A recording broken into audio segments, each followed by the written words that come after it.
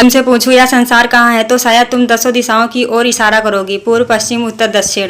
लेकिन सच पूछो तो संसार वहाँ है ही नहीं। जहाँ जहाँ तुम उंगली उठाओगी वहाँ केवल वही है परमात्मा।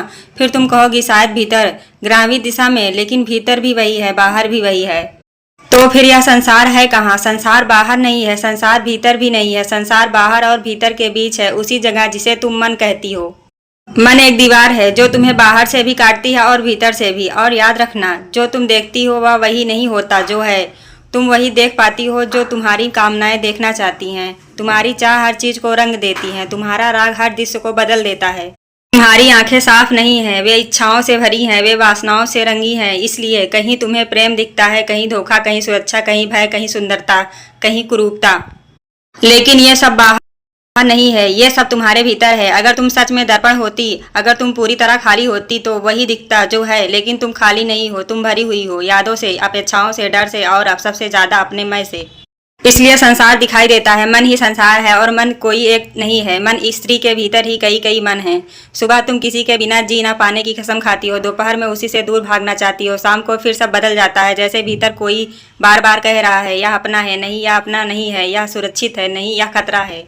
और तुम हर आवाज पर भरोसा कर लेती हो। इसलिए जीवन उलझा हुआ है। सत्य कभी उलझा नहीं होता, असत्य उलझन पैदा करता है। सत्य एक होता है, असत्य व्यक्तिगत होता है। तुम्हारा सत्य और मेरा सत्य अलग नहीं हो सकता, लेकिन तुम्हारा भ्रम और मेरा भ्रम अलग अलग हो सकता है। जहां भी तुम्हें लगे यह मेरा सत्य है, वही सावधान हो जाना। सत्य कभी मेरा नहीं होता, सत्य को सबका होता है। इसलिए जिस दिन कोई स्त्री सच में धार्मिक होती है, उस दिन वह हिंदू नहीं रहती, मुसलमान नहीं रहती, ईसाई नहीं रहती। उस दिन बस वह जागृत होती है। लेकिन मन यह होने नहीं देता। मन बांटता है, जैसे कांच एक टुकड़ा सूरज की एक किरण को 7 रंगों में तोड़ देता है।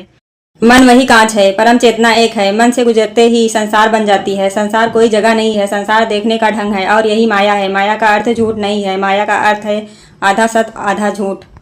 जैसे सपना सपना होता है तभी तो दिखता है, लेकिन जागते ही मिट जाता है। संसार भी ऐसा ही है, खुली आंखों का सपना। और सबसे खतरनाक सपना वही होता है जो खुली आंखों से देखा जाए, क्योंकि वह रोज नहीं टूटता, जन्मों जन्मों चलता रहता है। इसलिए जो स्त्री सपने में जागना सीख लेती है वह जीवन से भी जाग जाती है। जब तुम यह जान लेती हो यह सपना है, तो सपना टूट जाता है। और जिस क्षण सपना टूटता है वहां पहली बार नो माइंड्स झलकता है। मन के बिना होना, वहीं से मुक्ति शुरू होती है। संसार छोड़ने से कुछ नहीं होता, घर छोड़ने से कुछ नहीं होता, क्योंकि संसार बाहर नहीं है, संसार तुम्हारे देखने में है। तुम जहाँ जाओगी तुम्हारा मन तुम्हारे साथ जाएगा, और जहाँ मैं जाएगा वहीं संसार बन जाएगा।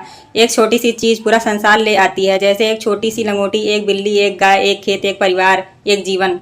एक जन्म मरण का जाल है, क्योंकि असली समस्या बिल्ली नहीं थी, असली समस्या मैं था। जब तक मैं है तब तक संसार है। और याद रखना, भोग से भी अहंकार बढ़ता है, त्याग से भी। भोगी अपराध बोध में झुका रहता है, त्यागी गर्व में अकड़ा रहता है। इसलिए सबसे बड़ा त्याग भोग या वस्तुओं का नहीं, मैं का है। जिस दिन मैं गिरता है उसी दिन संसार गिरता है। और तब जो बचता है वह ना बाहर है ना भीतर, वह बस है, वही सत्य है, वही परमात्मा है, और वही स्त्री की असली मुक्ति है।